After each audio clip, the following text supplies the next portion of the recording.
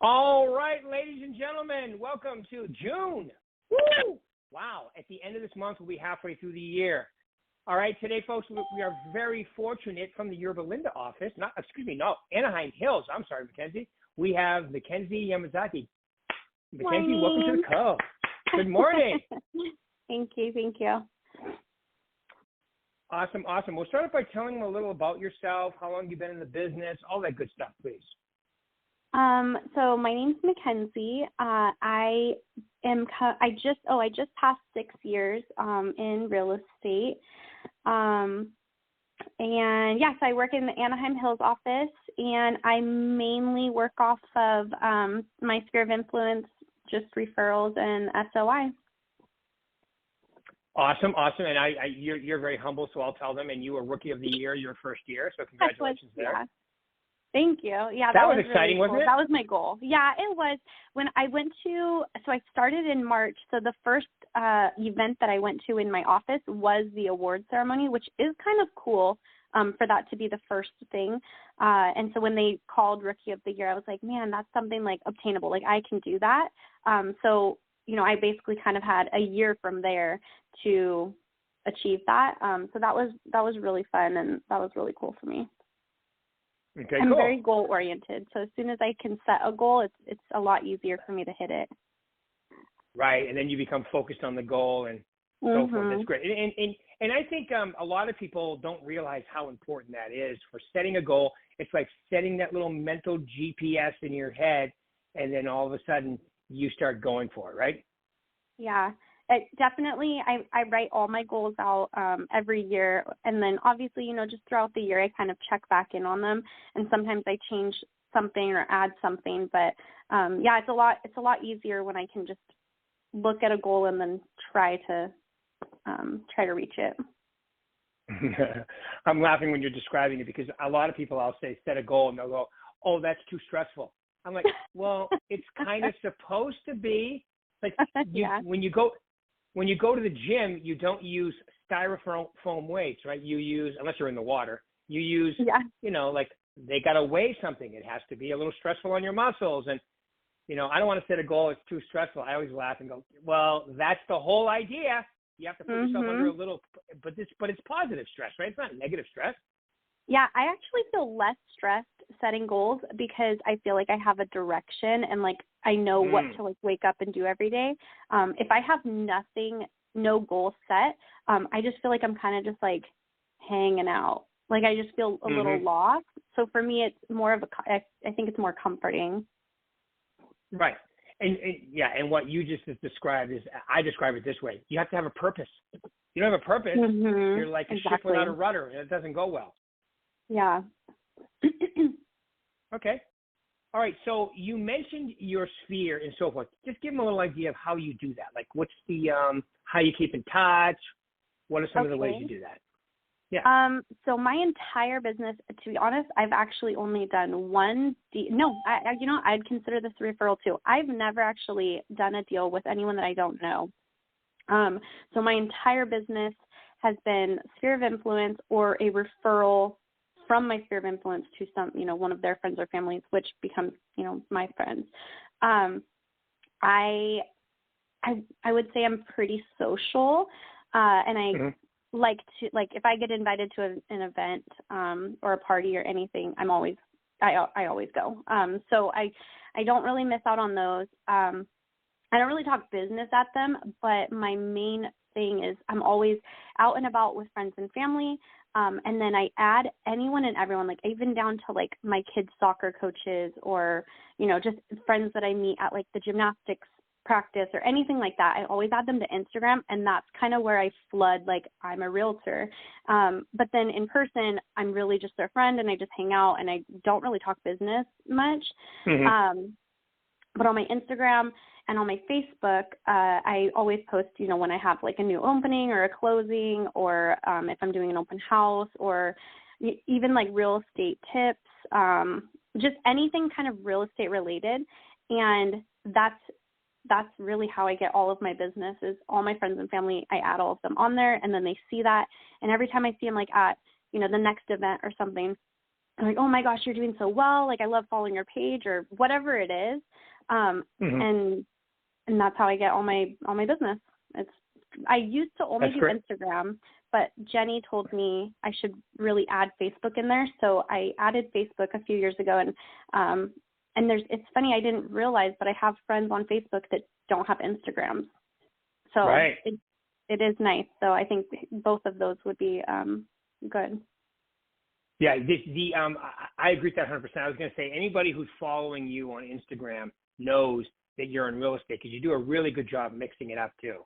So it's really I like your focus. I like your direction on Instagram. It shows originality, personality. It also shows that you like to have fun. It also shows that you have a sense of humor. I mean, you give them a lot, and in addition to, oh, by the way, I also sell real estate, which I think is important. And I do agree with Jenny. Old people like me and Jenny, we or older. I wasn't going to put the demographic, but that's what she said too. Yeah. Well, it's true because my kids tell me the same thing. They're like, hey, that Facebook is for old people, Dad. Everybody's on Instagram and TikTok. And I go, yeah, but Facebook is where you're going to get a lot of your listings, and and they know that dealing with somebody who's who's up with the times and into it like you is a good way to go. Yeah. Yeah. When I first started my Instagram, I don't know that I took classes, but I definitely looked into it a lot, and I would watch YouTubes, and kind of the rule of thumb was 2 personal and 1 business. And so I don't stick to it to a T, but I definitely try to, especially some months I have a lot going on with real estate and some months I don't. So I try to just spread it out, and maybe things aren't exactly as they are in real time on my page, but they're, not very far off, just so that I can incorporate, some family or personal posts in between my real estate posts. Otherwise, I feel like it becomes a little spammy and, just real estate, which I think people don't typically like. So I do try to break it up a little bit. Right. But when you're at your events and like your parties or your social events or even at practice or, gymnastics or whatever, I would assume that people mention they see you on Instagram and so forth and make comments about your real estate career, don't they? Yeah. Yeah, I actually am potentially, we're working on it right now, but my daughter's soccer coach from I think 3 years ago, I see him on the field periodically, but we're going to list his house, and it's almost 1.3 million. So that's really cool. But it's just, we just kept in touch through Instagram. And then when I see him on the field, we go and say hi because she really liked him. So, cool. So I think the Instagram is really helpful. Absolutely. And mixing it in with Facebook. What about LinkedIn? Do you use LinkedIn? I don't. I need to. I don't use LinkedIn, and I don't use TikTok. A little piece of me just really doesn't want to do the TikTok thing. I'm not I in my head, I don't know. I've never actually been on TikTok, but in my head, I'm like, it's all these dances and stuff. That's just not my personality. So I just don't want to. I don't know. I feel like you would know it's very not genuine. I'm doing it for business. So it's that part of me doesn't want to do it. LinkedIn, I just haven't really looked into it, but I would be open to looking into it if, you thought that it would be beneficial. I would call LinkedIn the Facebook of business because it's just, they've even modeled the way you post and everything too, to where it's similar to Facebook. And it just allows you to have a whole bunch of business connections locally that you may not have. That's the only thing I would suggest. And then TikTok to me is almost identical to Instagram. You can do exactly what you're doing. Yeah, you don't have to do dance. I mean, I'm let's put it this way, I'm not the demographics for dancing around either, and I don't do that. I do the same exact video every day, and I put it on every TikTok, Instagram, LinkedIn, Twitter. I put them all on the same, and it even Facebook and YouTube Shorts, and YouTube Shorts is pretty big right now, I think. I love YouTube Shorts. I think that I probably watch more YouTube Shorts than I do Instagram Reels. Yeah, I agree. I do too. I think they're interesting, and they show up on social media too, but every video you do every video you do, you could start a quick YouTube channel and you just put them on as a short, and then you can reuse them sometimes too. They even have AI. Yeah. I was just going to say, yeah, they have things that can split up your video into 5 different videos. Right. Absolutely. What's it called? The one I use is Opus Clip. Opus Clip. It's pretty cool. That's cool. I'm going to look into it. I used to do a lot of video. So I recently had, well, not recent, I guess he's going to be 3 in a month, but I had a baby and he is my last one. But yeah, since I had him, I kind of went back to, square one with having, someone in the background or, someone that, needs to be fed, and I need to be way more attentive to him than, my older 2. But so my videos have taken a wayside, but I really want to get back into them. And he's finally got his own thing going on. So he's going to school a couple days a week. So I definitely have a lot more time now. But unfortunately, and fortunately, I've been filling those days up with meetings. So my videos still aren't up and running. But meetings are good. Meetings are business. I have a guy. I'm not saying you need to do this, but I always tell everybody, exploit your children. I have a guy in Arizona. His son's name is Cal, and he has conversations with Cal. I'm telling you, like one of them, he's got 9 million. It's just gone crazy because people love to see it, especially when they first start talking and they're so innocent and what they say is so honest. Yeah, it's gone crazy. He's having Curtis Mitchell, he's having a great time with him. His son's a blast to watch. So if you ever consider, your son's at the perfect age. Oh, yeah.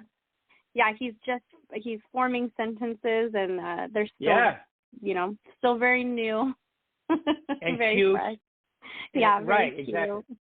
Yes, people love to see that too. So my daughter's a little bit older. She just finished 3rd grade, but she's into like nail art. So I bought all the stuff to do her nails, and she like goes to school, and I guess like the teachers are always like, "Oh my gosh, your nails are so cute. Like, who did them?" And she'll be like, "My mom." And I didn't realize I wasn't doing it for this, but she said that every time they tell her that, then they'll be like, "Oh, is your mom a nail artist, or does she do nails?" And she's like, "No, she's a real estater." And she hands them my card. Real estater, that's right. I'm like, I wish that was a word. That's so cute. Yeah, real estater. That's that's mixing real estate and realtor. Real estater. Yeah. Yeah, that's good. I love it. Cute. Awesome. Yeah, and then you're getting a little, outside your comfort zone by working in people that you don't necessarily know by expanding a farm and so forth, right? So tell me a little about that too. So that's very new.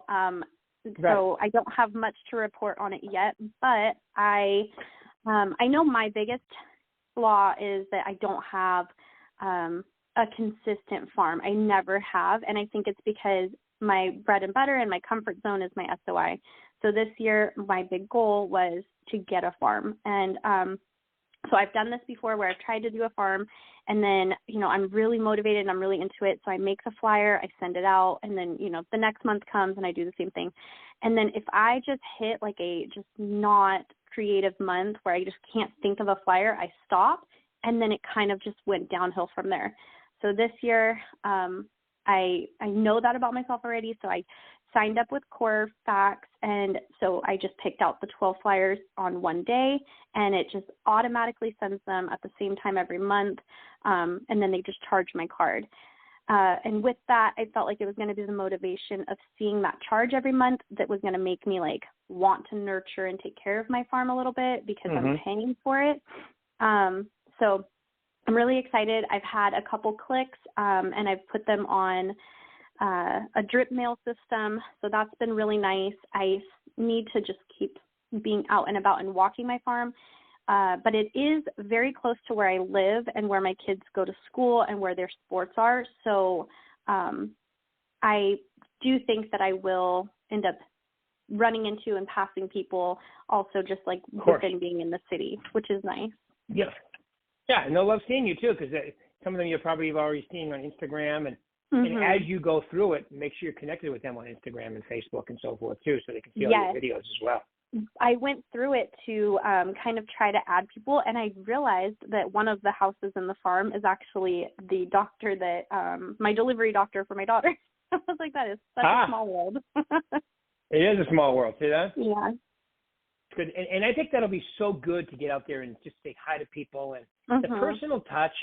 I mean, I'm going to say, you know, if 10 years ago, you would never hear me say this, even 7 or 8 years ago, the video is probably the closest thing to the personal touch because they get to listen to you and experience you and so forth. But going to their home, dropping something off, shaking their hand, that to me is the highest, especially if it's going to be your farm. It's almost like, it isn't almost, it is like it's extending your sphere. To me, sphere and farming, they're almost identical things that you can do, but you can get away with the phone with your sphere. And you can eventually with your farm, but you need to start by going out, introducing yourself, saying hello, face-to-face. The ultimate form of communication is face-to-face. Yeah, I think if I kind of trick myself into like, once I have one conversation with somebody, I mentally just enter them in my sphere. Like if we're good and, you know, you're following me, I'm following you, we had a conversation, there's a commonality somewhere, we're friends. I just have to get that one conversation with my farm, and then I think my sphere has grown so much more. Right. And especially if you bring them something of value, like you know, like what we talked about, stuff out of the VAC, you can bring them a neighborhood report, you can bring them a flyer, whatever, just so, you know, so you're bringing them something of value and you're connecting yourself to real estate, and you know, you're out there just introducing yourself, saying hello, and dropping off some good stuff for them. It's a great way to do it. Yep, exactly. All right, cool. All right, so you've already said some of them, but I need to ask you this question. It's my favorite question on the podcast. So this is your 6th year.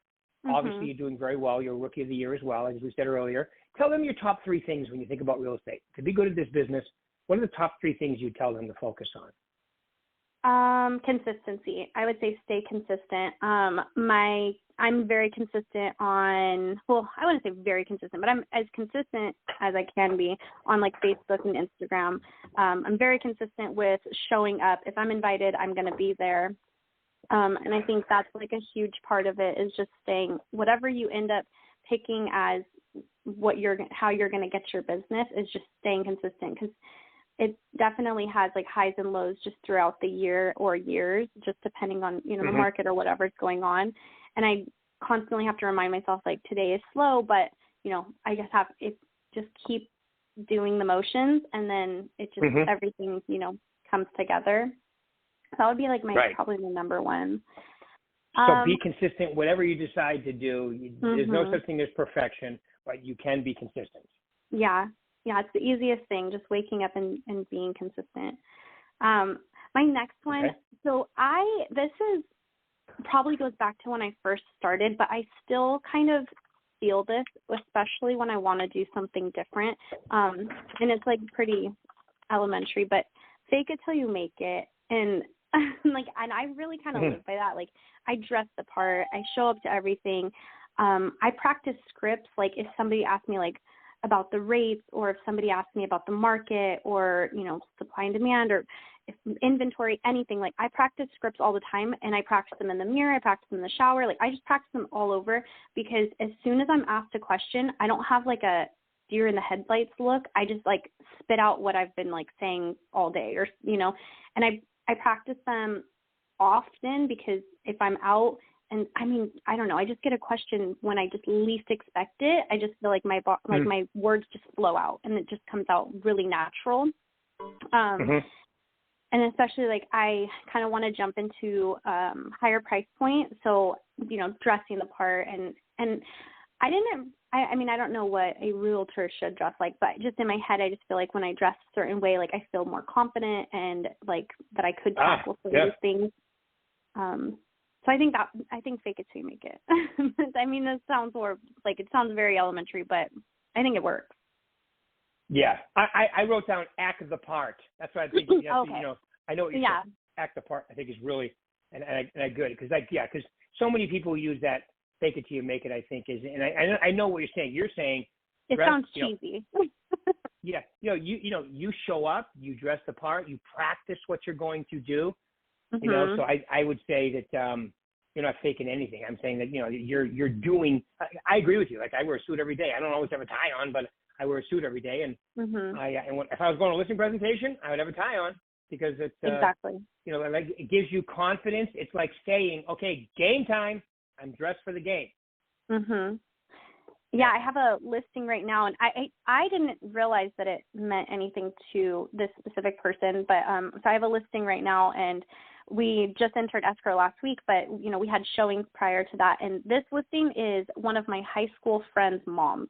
So we go way back. Wow. And yeah.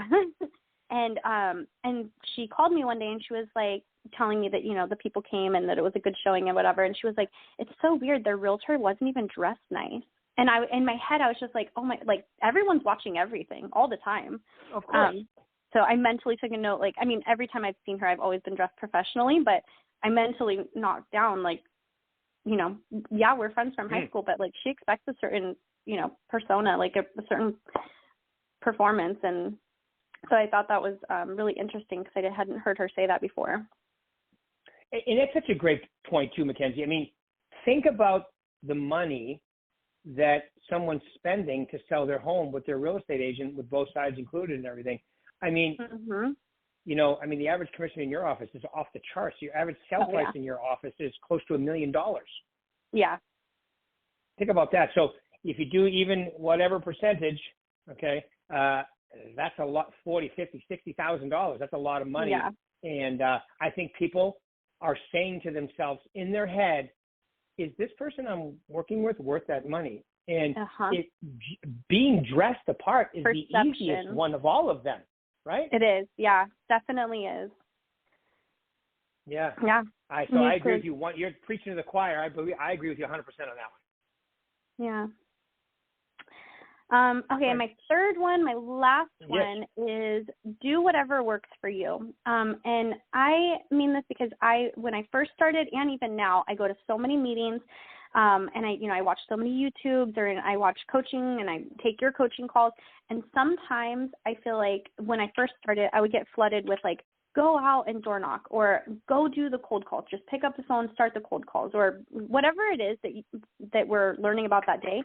And I feel like not everything is cookie cutter. Everyone is unique. Everyone's personalities are different, and do whatever works for you. Some people, they're fantastic at cold calling. Good for them. You say no to me one time, and I'm like, I shut down, especially on the phone. I can't even see you. I'm just like, oh my gosh. So, like, cold calling is not my thing. Face-to-face is my thing. Instagram is my thing. Some people don't feel comfortable, being online, then don't do it. Whatever works for you, just lean into it 100%, and don't feel pressured to, make every single avenue work for you.